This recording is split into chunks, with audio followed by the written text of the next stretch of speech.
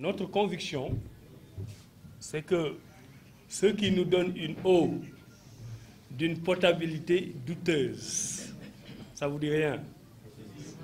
Ceux qui nous donnent une eau d'une potabilité douteuse, nous leur accordons quand même le bénéfice du doute en nous disant qu'ils ne le font pas exprès.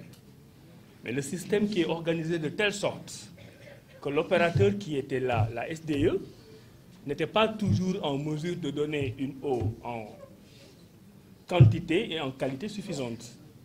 Parce que le système est complètement biaisé. Je ne vais pas revenir dans les détails.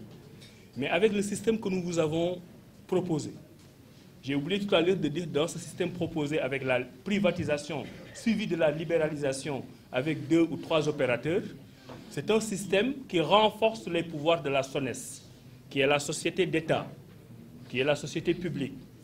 Et une fois que ces sociétés seront mises en concurrence avec une évaluation en termes d'investissement, mais aussi une évaluation par les bénéficiaires, par les citoyens, par le consommateur, les efforts qui devraient être faits seront faits pour que la qualité de l'eau s'améliore. Donc il faudra que d'une part, la SONES qui est renforcée par l'État ait les moyens d'investir. Il faudra que d'autre part, une partie de ces investissements reviennent aux opérateurs qui, à la fin de la journée, vont récolter les gains.